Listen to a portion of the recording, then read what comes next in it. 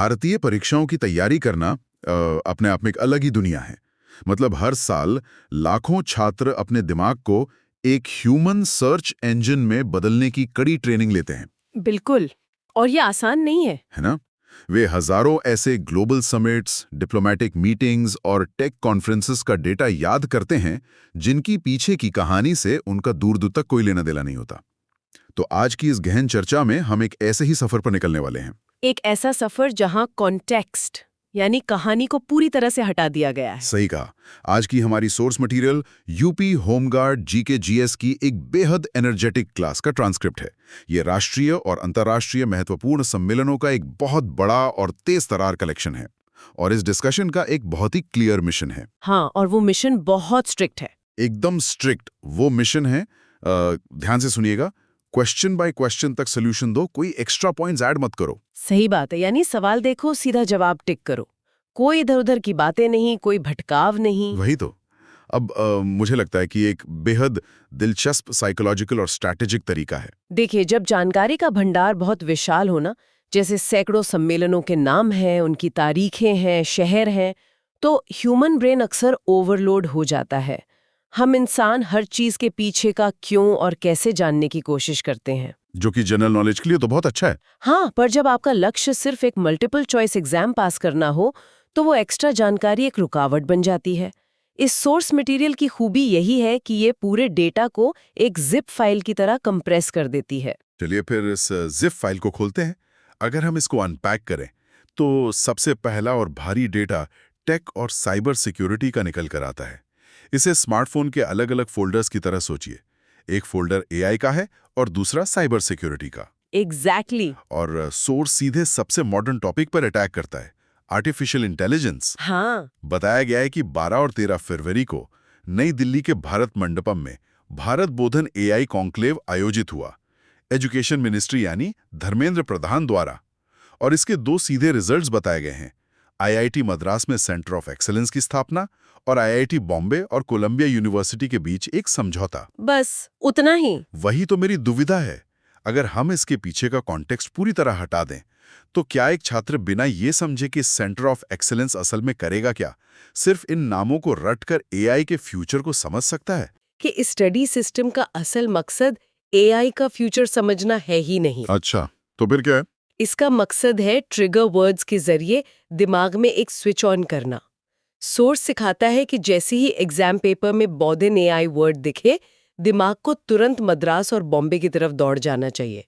ये एक तरह का पैटर्न रिकग्निशन है। यानी क्वेश्चन बाय क्वेश्चन तक सॉल्यूशन दो। बिल्कुल। कोई एक्स्ट्रा पॉइंट्स ऐड मत करो का मतलब ही यही है कि कोलंबिया यूनिवर्सिटी वहां क्या रिसर्च करेगी, ये जानना एग्जाम के पॉइंट ऑफ व्यू से पूरी तरह बेकार है। ये तो बिल्कुल मशीन की तरह सोचना हो गया। हाँ, और करना पड़ता है। खैर, इसी एआई की कड़ी में सोर्स एक और बड़ा डेटा पॉइंट देता है। India AI impact summit 2026। ये 16 से 20 फरवरी के बीच नई दिल्ली के भारत मंडपम में ही हुआ, आईटी मंत्री अश्विनी वैष्णव द्वारा। पर इसमें एक ट्विस्ट है। क्या? सोर्स सिर्फ प्रेजेंट तक सीमित नहीं रहता, ये पास्ट और फ्यूचर को भी इसी फ्रेम में डाल देता है।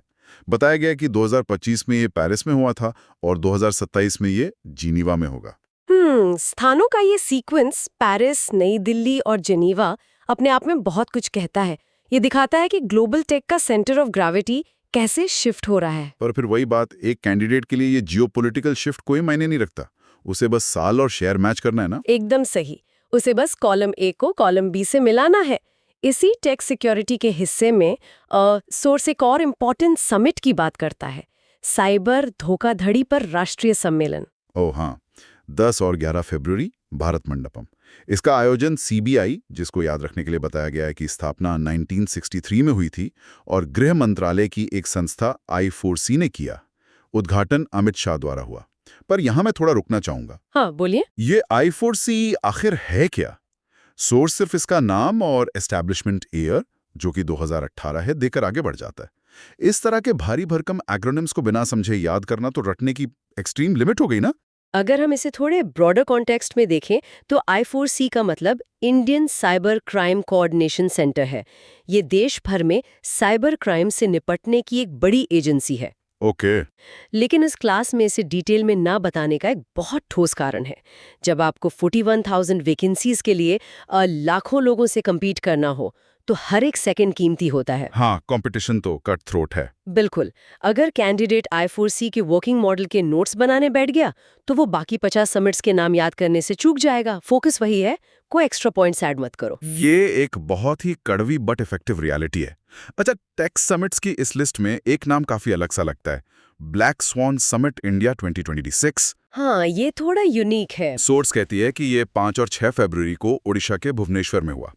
पहली बार इंडिया में हुआ और इसका पूरा फोकस डिजिटल पेमेंट और फिनटेक पर था। अब यहाँ एक चैलेंज है। कैसा चैलेंज? हमने अभी तक जितने भी बड़े टेक समिट्स देखें, चाहे AI हो या साइबर सिक्योरिटी, सब नई दिल्ली के भारत मंडपम में हुए। तो अचानक ये ब्लैक स्वॉन जैसा modern fintech summit Delhi, Bangalore या हैदराबाद की जगह भुवनेश्वर में क्यों हुआ? क्या ऐसे एक्सेप्शन स्टूडेंट्स को कंफ्यूज नहीं करते? बिल्कुल कंफ्यूज कर सकते हैं, और यहीं पर वो क्वेश्चन बाय क्वेश्चन सोल्यूशन वाला रूल सबसे ज्यादा काम आता है। कैसे? लॉजिकली सोचें तो ये टेक डिसेंट्रलाइजेशन का एक बढ़िया एग्जाम्पल है कि फिनटेक अब टियर 2 सिटीज में जा रहा है। ओडिशा गवर्नमेंट काफी अग्रेसिव पॉलिसीज ला रही है। पर सोर्स कहता है इन कारणों में मत उलझो। अच्छा, यानी जस्ट मेमोराइज इट। हाँ, स्टूडेंट के लिए ये सिर्फ एक डेटा अनोमली है। उसे बस ब्लैक स्वॉन को एक मेंटल थ्रेड से भुवनेश्वर और डिजिटल पेमेंट के साथ बांध लेना है। सही है। तो टेक और साइबर से आगे बढ़ते हैं।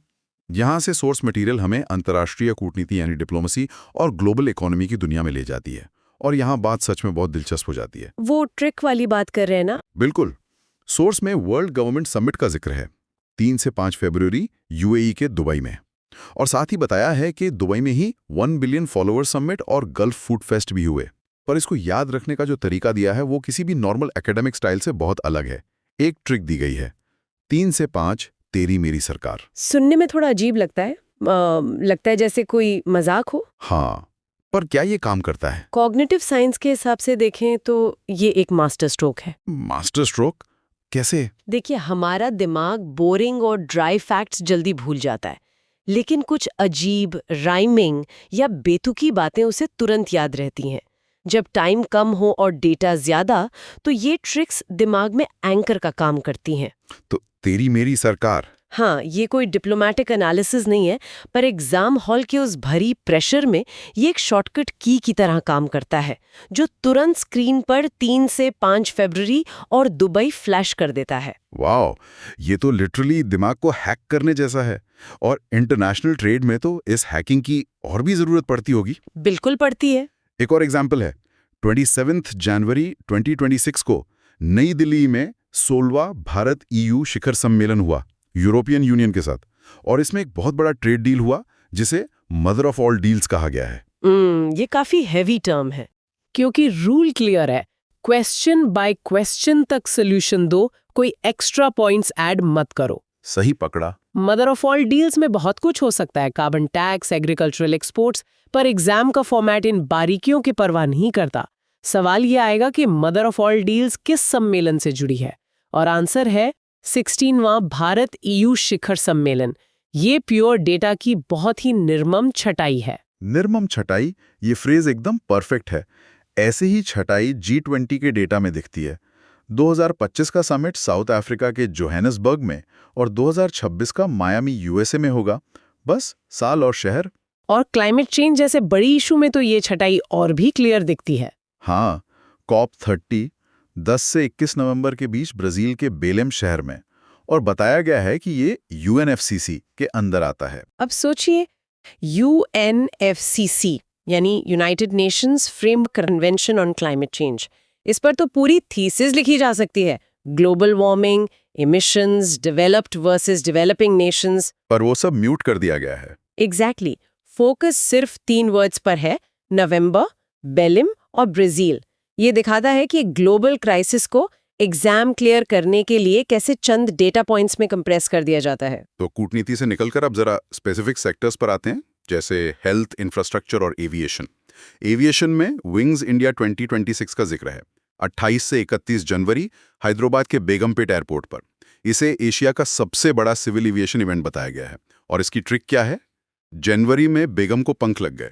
बेगम को पंख लग गए, ये सीधे बेगमपेट और विंग्स इंडिया को कनेक्ट कर देता है। जब सिलेबस पहाड़ जैसा हो तो ऐसी लिंग्विस्टिक क्रिएटिविटी बहुत काम आती है। लॉजिक को साइड रखो और मेमोरी रिकॉल पर ध्यान दो। पर यहाँ मुझे इस शॉर्टकट मेथड में एक फ्लॉ नजर आता है, खास तौर पर हेल्थ समिट्स के मामले में। यहाँ एक स्टूडेंट बुरी तरह उलझ सकता है। ऐसा क्यों? देखिए, सोर्स में 2 अलग हेल्थ समिट्स हैं।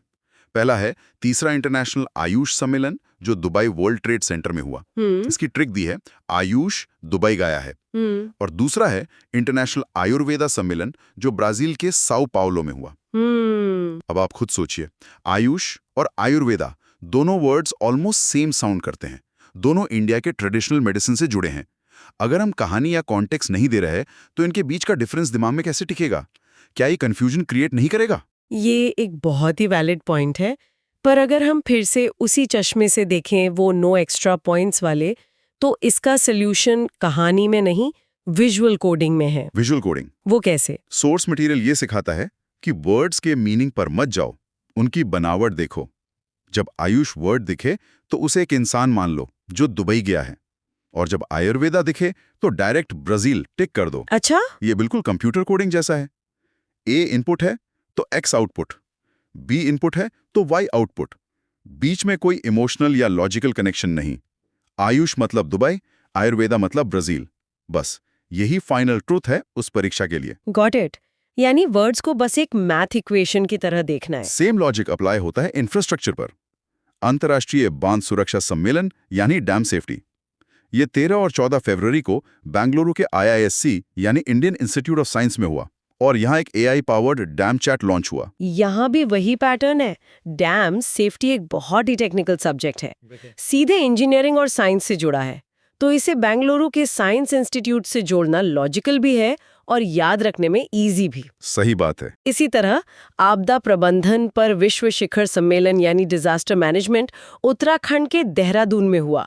अब बिना किसी ट्रिक के इसे याद रखना आसान है। हाँ, क्योंकि पहाड़ी इलाकों में डिजास्टर ज्यादा आते हैं। बिल्कुल, तो इसे देहरादून से जोड़ना एक नेचुरल मेंटल एसोसिएशन बनाता है। इसमें कोई एक्स्ट्रा स्टोरी की जरूरत नहीं पड़ती। ये एसोसिएशन सच में कमाल का है। अब हम इस पूरे डिस्कशन के आखिरी और सबसे सेंसिटिव हिस्से पर आते हैं, जो सीधे नेशनल सिक्योरिटी और सोशल एम्पावरमेंट से जुड़ा है। सोर्स बताता है कि 14 फरवरी को नई दिल्ली के विज्ञान भवन में महिला कार्यस्थल सुरक्षा सम्मेलन यानी वुमेन वर्कप्लेस सेफ्टी पर कॉन्फ्रेंस हुई। ये काफी इंपॉर्टेंट टॉपिक है। बहुत इंपॉर्टेंट। इसमें एक बहुत ठोस कदम उठाया गया। पॉश एक्ट की कंप्लेंट्स के लिए बनाए गए शी बॉक्स पोर्टल को मिशन शक्ति ऐप के साथ जोड़ दिया गया। अब ये जानकारी अपने आप में बहुत सीरियस है। Posh prevention of sexual harassment, ये हमारे कॉर्पोरेट और गवर्नमेंट सिस्टम का एक बड़ा पिलर है। पर सोर्स इस कानून की गहराई या महिलाओं के स्ट्रगल पर कोई बात नहीं करता। सिर्फ शी बॉक्स और मिशन शक्ति, इन कीवर्ड्स पर फोकस है। और यही ऑब्जेक्टिव एग्जाम्स की सबसे बड़ी विडंबना है और उनकी सबसे बड़ी ताकत भी। विडंबना कैसे? देखिए, महिला सुरक्षा आज के वक्त का बेहद सेंसिटिव विषय है। इस पर घंटों डिबेट हो सकती है, पर जब कैंडिडेट के सामने एक OMR शीट हो और क्लॉक टिक कर रही हो तो सेंसिटिविटी पीछे छूट जाती है और सिर्फ कीवर्ड सामने रह जाते हैं। क्वेश्चन बाय क्वेश्चन तक सॉल्यूशन दो। एग्जैक्टली। कोई एक्स्ट्रा पॉइंट्स ऐड मत करो। पेपर सेट करने वाले ये जानना चाहते हैं कि क्या कैंडिडेट उस टेक्निकल सॉल्यूशन का नाम जानता है जो सरकार ने निकाला है। तो शी बॉक्स पोर्टल का विज्ञान भवन में मिशन शक्ति ऐप से जुड़ना, यही वो प्योर फैक्ट है जो मार्क्स दिलाएगा। बाकी सब कुछ एक्स्ट्रा है। एक काफी प्रैक्टिकल अप्रोच है। इसी सिक्योरिटी की कड़ी में 2 और बड़ी कॉन्फ्रेंसेस हैं। पहला 60वां अखिल भारतीय DG-IPG सम्मेलन, जो 28 से 30 नवंबर को छत्तीसगढ़ के नया रायपुर में हुआ, और दूसरा भगोड़ों के प्रत्यर्पण पर सम्मेलन यानी एक्स्ट्रेडिशन ऑफ फ्यूजिटिव्स, जो CBI, विदेश मंत्रालय और गृह मंत्रालय द्वारा दिल्ली के भारत मंडपम में हुआ। साथ ही एक सोशल एम्पावरमेंट का पॉइंट भी था। महिला सशक्तिकरण पर पहला राष्ट्रीय सम्मेलन जो आंध्र प्रदेश के तिरुपति में हुआ। हाँ, तिरुपति। तो अब इस पूरी चर्चा के बाद जो सवाल मुझे सबसे ज्यादा परेशान कर रहा है वो ये है, इतने सारे भारी फैक्ट्स, शी बॉक्स, नया रायपुर, प्रत्यार्पण, तिरुपति, जब कोई बिना इनके पीछे का रीजन जाने इन्हें रटता है, तो क्या ये एग्जाम्स के लिए सच में एक सही पैमाना है क्या इस कोई एक्स्ट्रा पॉइंट्स मत ऐड करो वाली मेंटालिटी से हम सिर्फ एक ब्लाइंडली रटने वाली मशीन्स नहीं तैयार कर रहे हैं? मैं समझ सकता हूँ आप कहाँ से आ रहे हैं। ये एक बहुत ही गहरा और वैलिड सवाल है। पर हमें उस रियलिटी को समझना पड़ेगा जिसके लिए सोर्सेज बनाया गया है। वो रियलिटी जिसमें लाखों लोग अप्लाई करते हैं? हाँ, ये कोई यूनिवर्सिटी का सेमिनार नहीं है जहां हमें थीसिस लिखनी है। जब सिस्टम में 41,000 वैकेंसीज हों और अप्लाई करने वाले लाखों में, तो एग्जाम का मकसद किसी की इंटेलेक्चुअल गहराई नापना रह ही नहीं जाता। तो मकसद क्या होता है? एलिमिनेशन, यानी छटाई करना। और उसका सबसे आसान तरीका है मास लेवल पर फैक्चुअल डेटा पूछना। जिस दिमाग ने प्रत्यार्पण सुनते ही भारत मंडपम और डीजीपी सुनते ही नया रायपुर रिकॉल कर लिया, वो इस रेस में आगे निकल जाएगा। स्पीड और एक्यूरेसी ही इस गेम के रूल्स हैं। बिल्कुल साफ, बिना किसी फिल्टर के। तो हमने आज के इस सफर में देखा कि कैसे एक अपार और कॉम्प्लेक्स जानकारी को एआई कॉन्क्लेव से लेकर वर्ल्ड गवर्नमेंट समिट तक एक नो एक्स्ट्रा पॉइंट्स वाले फिल्टर से गुजारा गया। ये कुछ वैसा ही है जैसे आप किसी बहुत बड़ी किताब की सिर्फ इंडेक्स यानी विषय सूची याद कर लें और फिर कहें कि मुझे पूरी दुनिया समझ आ गई। और जब आपको उसी इंडेक्स के आधार पर नौकरी मिलनी हो ना, तो वो इंडेक्स ही आपके लिए पूरी किताब बन जाता है। इस सोच ने साबित किया है कि डेटा को पचाने लायक बनाने के लिए सबसे जरूरी ये जानना है कि क्या नहीं पढ़ना है। भटकाव हटाते ही टारगेट क्लियर हो जाता है। ये बात तो माननी पड़ेगी। इस तरीके में एक गजब की क्लैरिटी तो है। तो अपने इस डीप डाइव को यहाँ विराम देते हुए एक आखिरी सोचनीय विषय पर आते हैं, जो इन रटे हुए फैक्ट से कहीं बड़ा है। वो क्या है?